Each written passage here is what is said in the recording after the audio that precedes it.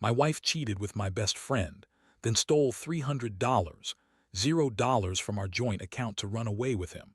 Now she's trying to accuse me of fraud and claim everything in our house to cover her lies. I never thought I'd be the guy writing something like this, but here I am.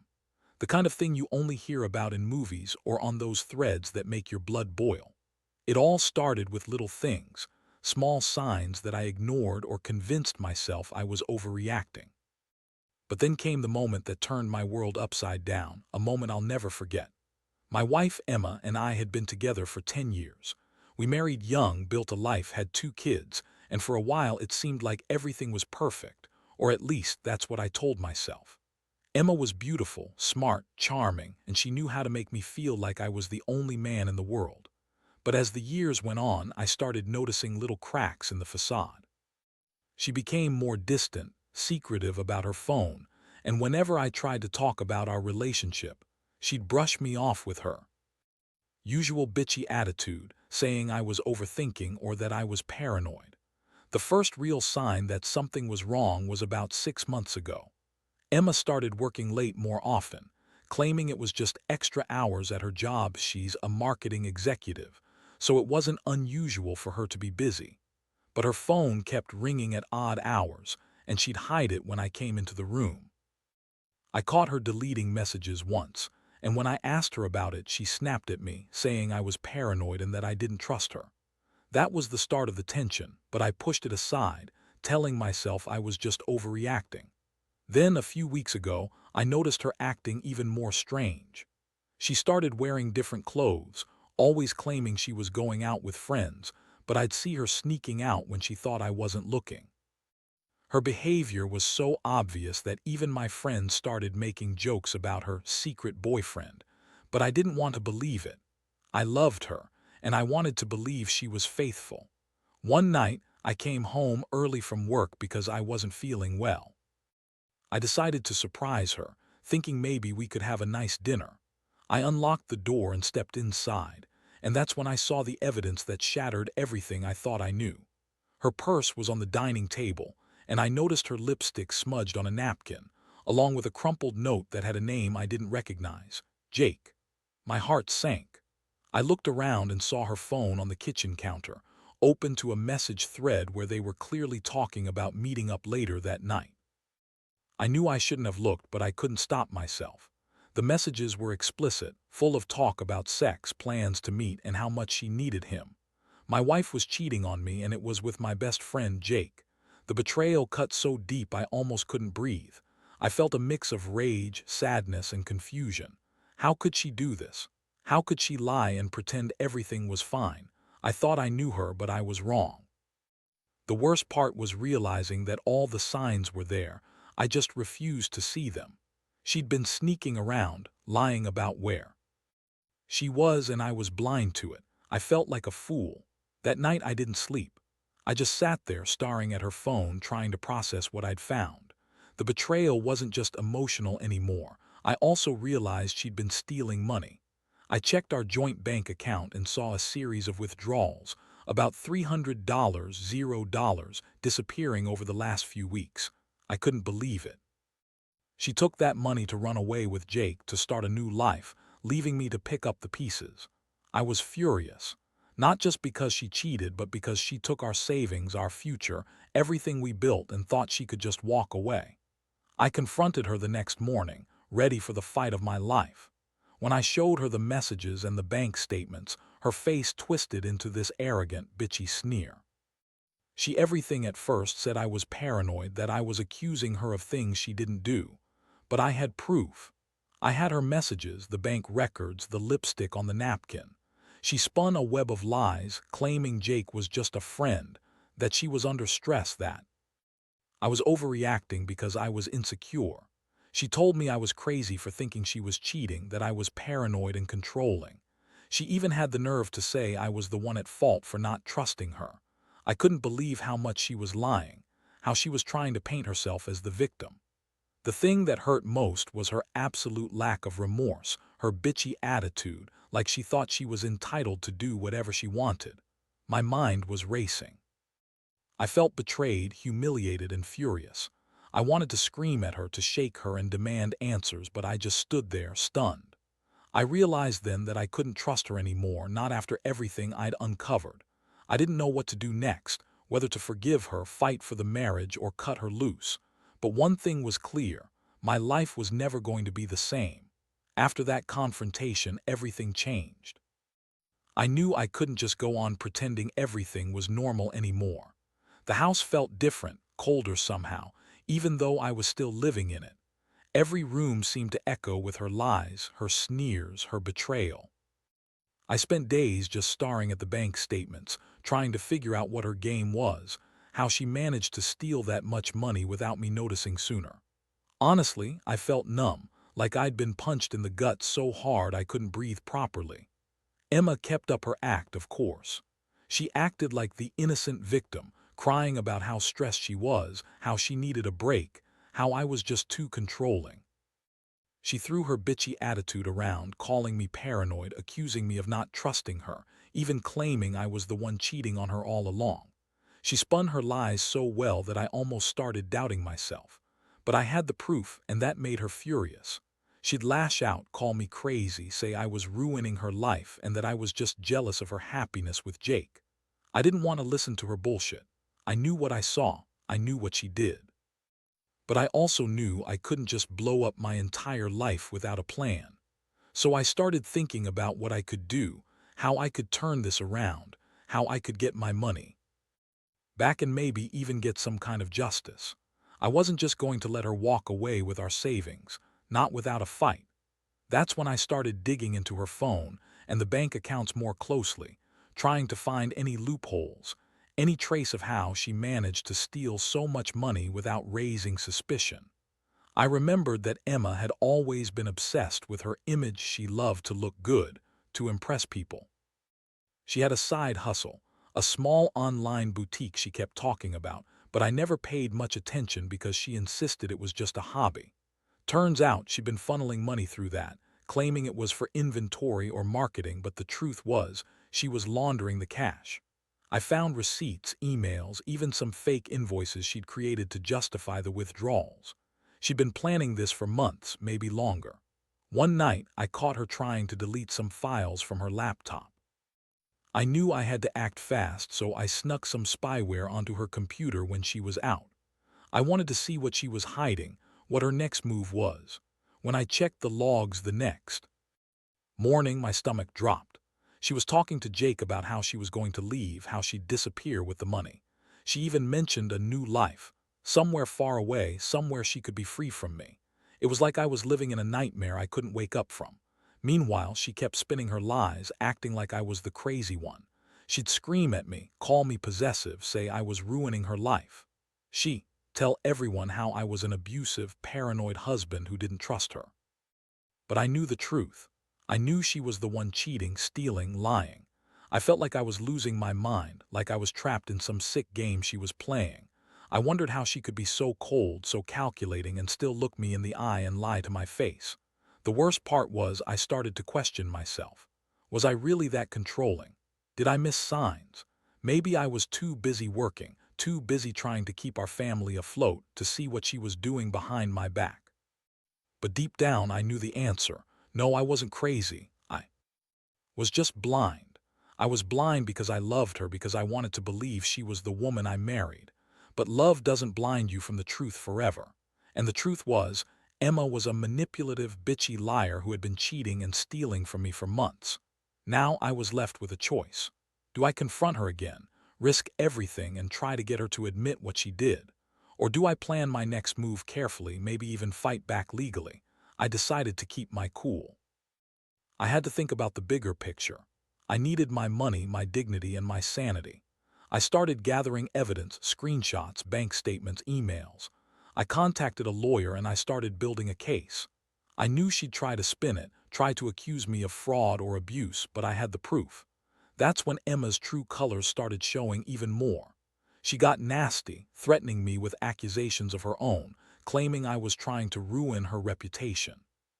She said I was just jealous because she was more successful than I was, that I was a controlling asshole who couldn't handle her independence. That was her go-to line, blame me, guilt-trip me, make me feel like I was the crazy one. But I wasn't buying it anymore. I saw her for what she was, a lying, manipulative bitch who thought she could get away with everything. I knew I had to act fast before she disappeared with the rest of the money. I wasn't going to let her walk out of my life, not without a fight.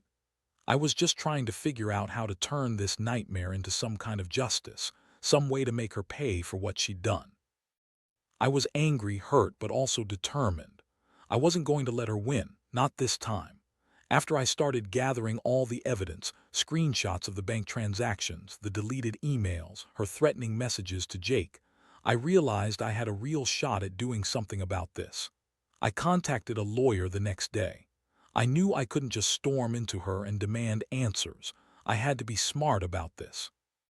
I also started thinking about how to prove her theft of the money, because that was the core of what she was trying to cover up now.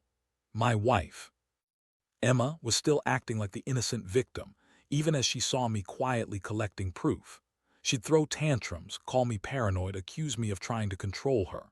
She'd scream that I was ruining her reputation, that I was just jealous because she was more successful or more attractive than I am. I couldn't stand her lying anymore, but I kept my cool. Inside, I was boiling. Every time she called me paranoid, I wanted to scream, "You're the one cheating, stealing, lying, you bitch."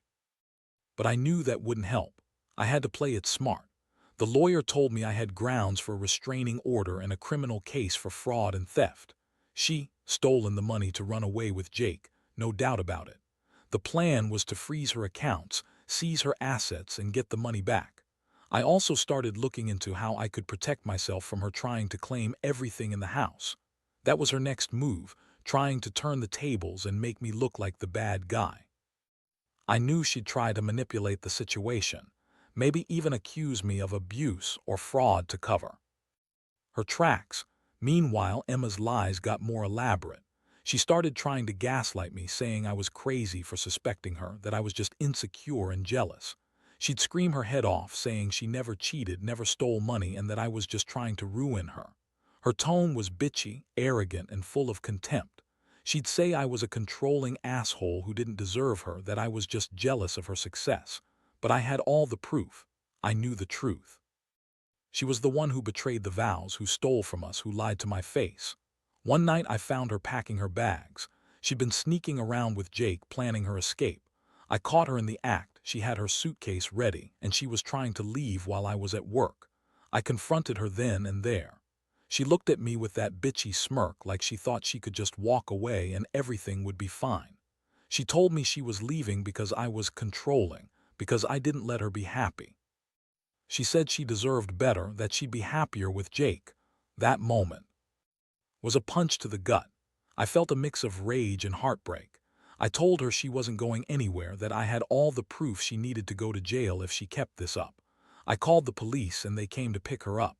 She screamed and yelled, calling me all sorts of names, but I just stood there, watching her pack her bags, knowing she was done. The police took her away that night. I felt a strange mixture of relief and despair. On one hand, she was finally gone, and I could start cleaning up the mess she left behind. On the other, I was left with the aftermath. Our house, our life, the stolen money, and the betrayal of someone I loved. I couldn't believe how someone I trusted so much could turn out to be so manipulative and selfish. It was like waking up from a nightmare I couldn't escape from. In the days that followed, I started the legal process to recover the stolen money and protect what was left of my assets. I also filed for divorce. I knew I couldn't stay with her, not after what she did. The hardest part was facing the reality that I'd been blind for so long, that I'd trusted her even when the signs were obvious. But I also realized that I wasn't going to let her ruin me. I was determined to rebuild, to get justice, and to move on from this nightmare. Looking back now, I see how much I was naive, how much I wanted to believe in the fairy tale of a perfect marriage. But the truth is, people can hide their true selves for a long time. Emma was a manipulative, selfish woman who thought she could cheat, steal, and lie her way out of everything. But I learned that honesty and integrity matter more than anything. And no matter how much someone tries to lie or manipulate, the truth always comes out in the end. The legal battle was intense, and honestly, I wasn't prepared for how vicious Emma would get. After she was taken away, she started playing the victim, calling friends and family, spinning stories about how I was abusive, controlling, and that I'd been cheating on her all along. She even tried to turn the kids against me, saying I was a terrible father because I loved money more than my family. It was sickening. I knew her well enough to see she was just trying to distract from her own lies and cover her ass. I had the evidence, though. The bank statements, the emails, her threatening messages, everything. I handed it all over to my lawyer and we filed for a temporary restraining order which she fought hard against. She wanted to claim the house, the car, everything we owned, saying she was the victim. But I had proof she'd stolen the money, that she was planning to run away with Jake. It was obvious she was trying to use emotional manipulation and legal tricks to get her way. Meanwhile, I had to keep working, keep the house running, and deal with the emotional fallout. My friends and family were supportive, but I could see some of them still believed Emma's lies. That hurt more than anything, knowing she was out there spinning her web of deception, and some people still bought into it. I tried to stay focused, to keep my head clear, and to do what I needed to do to protect myself and my kids. The most frustrating part was the legal fight over the house. Emma was claiming she deserved half of everything, even though she'd stolen the money that was supposed to be our joint savings, our future. I argued that since she committed theft and fraud, she forfeited any claim to the house or assets. The court saw it my way, but Emma kept trying to twist things, accusing me of trying to keep her down, saying I was just bitter because she left me. That was her usual tactic, playing the victim, crying, yelling, trying to guilt-trip everyone around her. The court eventually ruled in my favor, granting me full custody of the kids and freezing her assets, but I knew she'd never give up. She was relentless, trying every legal trick she could to get some of the house or the money back. I was warned she might even try to file false claims of abuse or accuse me of fraud. She'd gone that far already. I had to be prepared for anything. I kept all the evidence close, working with my lawyer to stay one step ahead of her manipulations. And then came the police reports. I filed a report for theft, fraud, and emotional abuse. The detectives took my case seriously, especially after I handed over the digital evidence. I was told it would take time, but I had hoped that she'd be held accountable. Meanwhile, I started seeing a therapist to deal with the emotional fallout. The betrayal had hit me hard, and I knew I needed help to process everything. I also started focusing on rebuilding my life, slowly but surely. The kids didn't fully understand what was happening, but they sensed the tension. I tried to keep things normal for them, but I couldn't hide my anger and frustration. I didn't want them to think their mother was a monster, even though she behaved like one. I told them the truth in simple terms, that sometimes adults make mistakes and do bad things, but that Daddy loved them and was doing everything to keep them safe. It was hard, but I knew I had to be strong for their sake. Looking back, I realized how close I was to losing everything: my marriage, my money, my reputation. Emma's lies were almost convincing, but my evidence proved her guilt. I learned that trust is fragile, and sometimes people you love can turn out to be the worst enemy.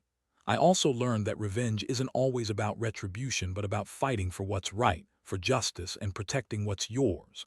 Now I'm in a better place, slowly healing. I've started rebuilding my savings, and I've cut out all the toxic people from my life, Emma included. I still feel the sting of betrayal, but I'm also proud of how far I've come. This whole experience taught me to be more cautious, to trust my instincts, and to never ignore the signs of someone's true nature. And honestly, if I could give anyone advice, it's this: trust is earned, not given blindly. And when someone shows you who they really are, believe them. Because in the end, the truth always surfaces, no matter how much someone tries to hide it. The months that followed were the toughest of my life, but also the most revealing. I stayed focused on my legal battle, making sure every piece of evidence was in order. The court hearings were exhausting. Emma did everything she could to manipulate the situation. She hired her own lawyers, tried to claim I was abusive, that I was controlling, that I'd been cheating on her all along, basically pulling every trick in the book to turn things around. But I had the proof, and I stayed calm, sticking to the facts. One day during a hearing, it all came to a head. The judge looked at the mountain of evidence I had assembled, screenshots of the bank transactions, her threatening texts, the fake invoices, and I could see Emma's face twist into a mixture of anger and desperation. She tried to deny everything, claiming she'd been set up, that I'd forged the documents, but the judge wasn't buying it. The evidence was irrefutable. Emma's face turned red with rage, and she spat out accusations that I'd been abusing her and trying to steal her money, even though I'd been the one reporting her thefts from the start. That day, I finally felt a glimmer of hope. The court granted me full custody of the kids and froze Emma's assets, including the house. The judge also ordered her to pay back the stolen money, which was about $300, $0. Emma's lawyer was furious, but there was nothing they could do. The truth had come out and justice was starting to catch up with her. Still, I knew Emma wasn't finished. She was stubborn, manipulative, and she'd fight to the end to get what she thought she deserved, what she thought she could steal. In the meantime, I worked on rebuilding my life. I took a break from work to focus on the kids and myself, figuring out how to move forward. I found a new place to live, a small apartment close to the city, where I could be close to the kids and start fresh. I also enrolled in a few financial planning courses to make sure I'd never get like this again. I realized I'd been too trusting, too naive about her true intentions. Now I was determined to be smarter, more cautious, and more vigilant. The emotional toll was heavy, but I refused to let it break me. I started therapy again, talking through everything, the betrayal, the heartbreak, the anger. It helped to vent, to get it all out. I also started reconnecting with old friends, people who reminded me of who I was before all this mess. Slowly but surely, I was finding my footing again. I knew I'd be okay, even if it took time.